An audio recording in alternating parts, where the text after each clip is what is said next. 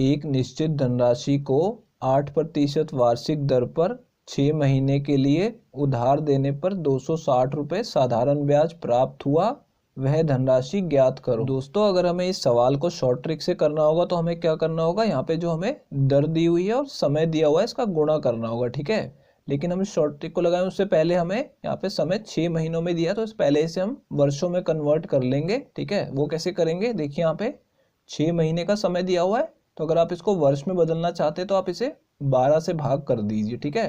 तो यानी कितना आ जाएगा, ये 6/12 वर्ष, ठीक है। तो ये हमारा समय आ गया और अब इसे यहाँ पे दर से गुणा कर देंगे, ठीक है। तो देखिए यहाँ पे 8 से मैं इसे गुणा कर दूंगा, ठीक है।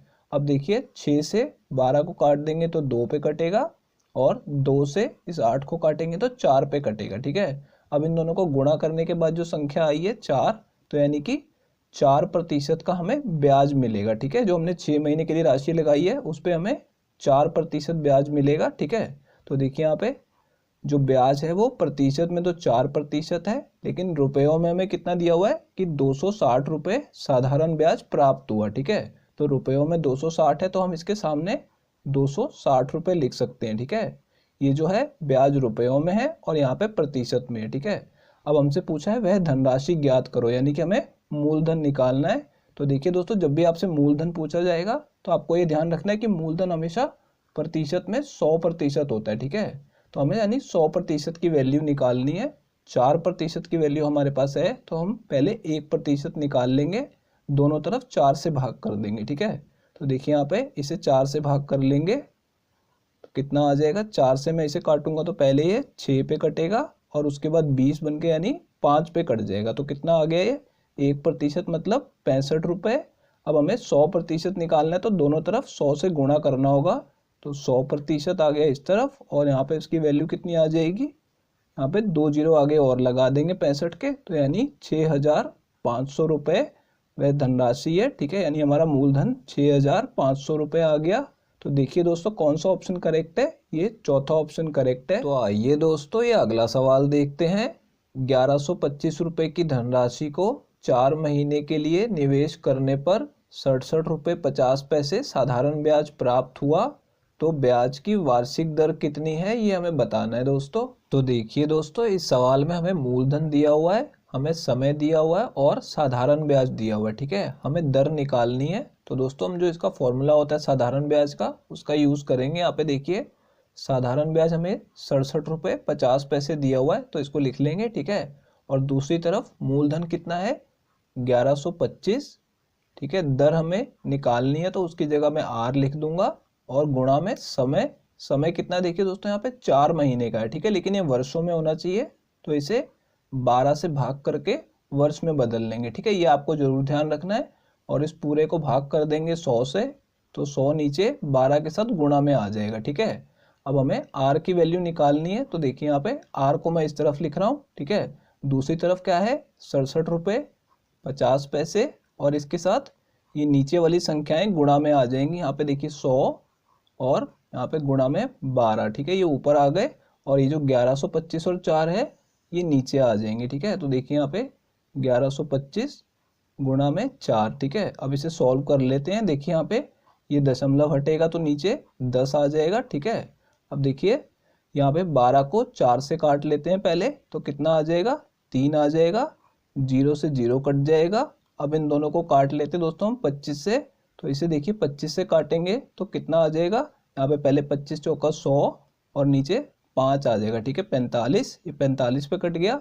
इसे 25 से काटेंगे तो पहले 2 पे कटेगा और उसके बाद 7 पे कटेगा, ठीक है। तो यहाँ पे ऊपर 27 आ गया। अब ये दोनों देखिए दोस्तों ये 9 से काटे जा सकते हैं तो मैं इसे काट देता हूँ 9 से, तो ये 5 पे कटेगा और ये 3 पे कट जाएगा, ठीक है। अब देखिए यहाँ पे ये 5 से मैं इसे काट दूंगा तो ये 2 पे कटेगा। अब ऊपर क्या क्या बचा है 3 2 और 3, इन तीनों का गुणा करना है, ठीक है। तो कितना आ जाएगा 3 तिया 9 और 9 दूनी 18। यहाँ पे देखिए 18% हमारी दर आ गई है आर, ठीक है। तो ये हमारा इस सवाल का आंसर होगा। तो देखिए दोस्तों ये तीसरा ऑप्शन करेक्ट है। तो आइए दोस्तों ये अगला सवाल देखते हैं। किसी धनराशि पर 14% वार्षिक दर से 5 वर्ष और 6 वर्ष में प्राप्त साधारण ब्याजों का अंतर 210 रुपये है, तो वह धनराशि कितनी है ये हमें बताना है दोस्तों। तो देखिए दोस्तों, इस सवाल में हमें क्या बोला जा रहा है कि 5 वर्ष और 6 वर्ष में जो साधारण ब्याज प्राप्त हो रहे हैं उनका अंतर निकालने पे 210 रुपये आ रहा है। ठीक है, जब भी आपको ऐसा सवाल आएगा तो आप क्या करेंगे, यहाँ पे इसको घटा लेंगे। ठीक है, इनका अंतर निकाल लेंगे। तो 6 में से 5 को घटाएंगे तो हमें कितना मिलेगा, 1 वर्ष मिलेगा। ठीक है, तो यानी 1 वर्ष का जो ब्याज है वो हमें इससे पता लग जाएगा कि 1 वर्ष का ब्याज 210 रुपये है। ठीक है, इस तरीके से इसे करना होगा। देखिए यहाँ पे दोस्तों 1 वर्ष का ब्याज 210 रुपये है और यहाँ पे आपको क्या ध्यान देना है कि वार्षिक दर 14% है। ठीक है, ये जो दर होती है ये प्रतिशत में ब्याज होता है। तो अगर हम 1 वर्ष का ब्याज प्रतिशत में देखेंगे तो कितना होगा, यहाँ पे 14% होगा। ठीक है, अगर हम 1 वर्ष का ब्याज प्रतिशत में देखेंगे तो 14% और रुपयों में 210 रुपये हमें दिया हुआ है। ठीक है, तो हम दोनों को आमने सामने लिख सकते हैं। ठीक है, कि 14% किसके बराबर है, 210 रुपये के बराबर है। ठीक है, अब देखिए यहाँ पे क्या पूछा जा रहा है, वह धनराशि कितनी है। ठीक है, तो ये जो धनराशि है जिसे मूलधन कहते हैं वो 100% होती है। ठीक है, तो यहाँ पे हमें 100% की वैल्यू पता लगानी है। ठीक है, हमें 14% की वैल्यू तो पता लग गई है। ठीक है, तो हम क्या करेंगे, दोनों तरफ 14 से भाग कर देंगे तो हमें 1% की वैल्यू पता लग जाएगी। तो देखिए यहाँ पे 210 को मैं 14 से भाग कर दूंगा, पहले ये 1 पे कटेगा। ठीक है, फिर 7 बचेगा तो कितना, फिर 70 हो जाएगा तो 5 पे कटेगा। तो यानी 1% की वैल्यू हमें पता लग गई 15 रुपये। अब 100% की निकालने के लिए दोनों तरफ 100 से गुणा कर देंगे।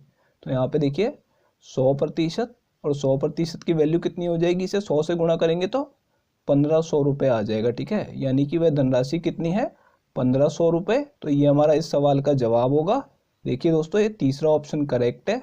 तो आइए दोस्तों ये अगला सवाल देखते हैं। 8,460 रुपये की राशि को 4 वर्षों के लिए 6.25% की दर से साधारण ब्याज पर निवेश करने पर अंत में कितनी धनराशि प्राप्त होगी, ये हमें बताना है दोस्तों। तो देखिए दोस्तों, इस सवाल में क्या बोला जा रहा है कि एक धनराशि हमने निवेश करी है। ठीक है, और पूछा जा रहा है अंत में हमें कितनी धनराशि प्राप्त होगी। ठीक है, तो जो भी हमने निवेश किया है उससे तो ज़्यादा प्राप्त होगी, यानी जो प्राप्त होगा वो मिश्र धन होगा। ठीक है, हमें यहाँ पे साधारण ब्याज नहीं निकालना, हमें मिश्र धन निकालना होगा। तो देखिए दोस्तों, इसे कैसे करेंगे, पहले हम ब्याज निकाल लेते हैं प्रतिशत में कि हमें कितने प्रतिशत ब्याज मिलेगा। तो यहाँ पे देखिए, यहाँ पे जो दर है वो है 6.25 और इसे हम गुणा कर देंगे समय से। 4 वर्षों का समय है तो इसे 4 से गुणा कर देंगे। तो जब आप इन्हें गुणा करेंगे तो कितना आ जाएगा, ये 25 आ जाएगा। ठीक है, यानी कि 25% जो है हमें ब्याज प्राप्त होगा। ठीक है, और जो धनराशि होती है वो अपने आप में 100% होती है जो हमने लगाई है। ठीक है, तो अगर हम इसमें ब्याज जमा कर देंगे तो ये कितना बन जाएगा, मिश्र धन बन जाएगा। ठीक है, तो मैं यहाँ पे लिख देता हूँ कि ये जो प्रतिशत में हमने मिश्र धन निकाल लिया कि हमने 100% लगाया है और 25% हमें ब्याज मिला, तो मिश्र धन कितना हो जाएगा, 125%। ठीक है, अब ये 125% किसका होगा, ये होगा मूलधन का जो हमने लगाया है। ठीक है, तो 8,460 और इसका 125% निकालने के लिए इसे 125% से गुणा कर देंगे। ठीक है, अब देखिए यहाँ पे इसे सॉल्व कर लेते हैं।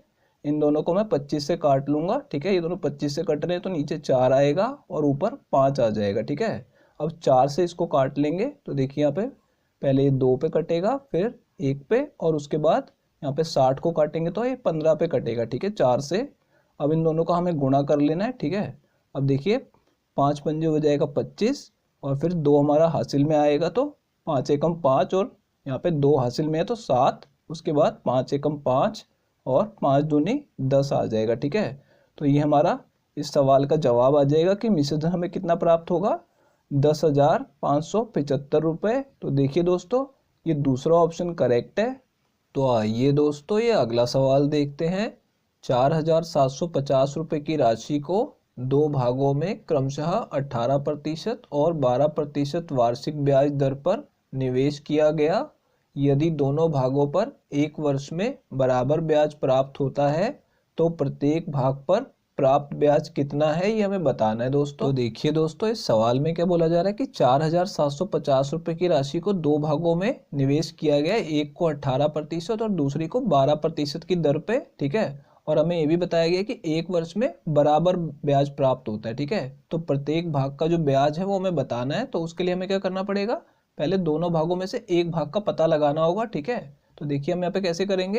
यहाँ पे 4,750 रुपये की जो धनराशि है उसे मान लेते हैं दो भागों में x और y में निवेश किया गया। ठीक है, पहली राशि x रुपये और दूसरी y रुपये है। ठीक है, अब देखिए क्या बोला जा रहा है कि एक वर्ष में जो ब्याज प्राप्त होता है वो बराबर है। ठीक है, तो पहले देखते हैं कि x पे कितना ब्याज प्राप्त होगा।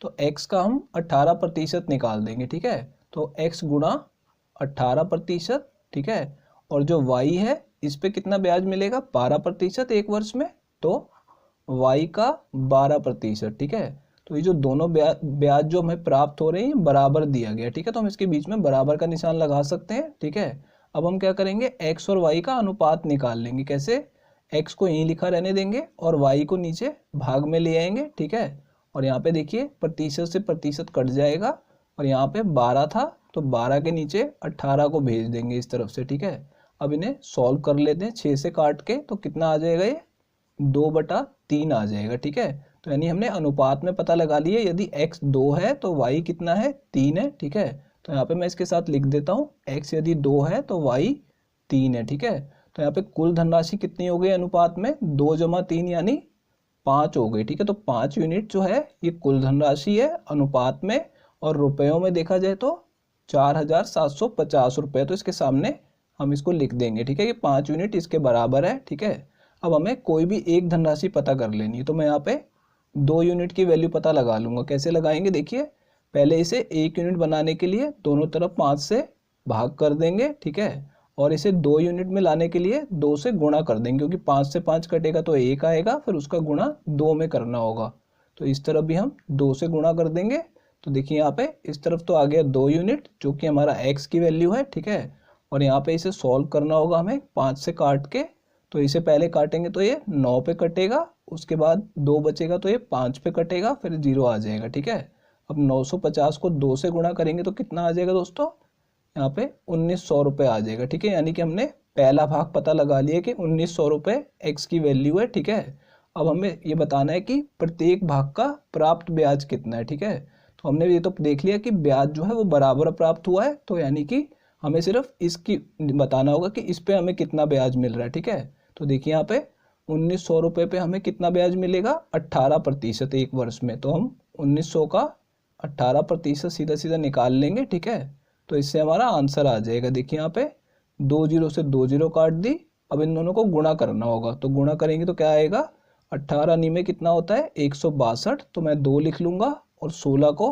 हासिल में भेज देंगे। ठीक है, फिर 18 एकम 18 और 16 कितना हो जाएगा, यहाँ पे 34 आ जाएगा। ठीक है, तो यानी कि 342 रुपये हमें इस पे ब्याज मिलेगा एक वर्ष में। ठीक है, अगर आप दूसरी राशि का निकालेंगे तो भी यही आंसर आएगा, क्योंकि दोनों का ब्याज एक वर्ष में बराबर प्राप्त होता है।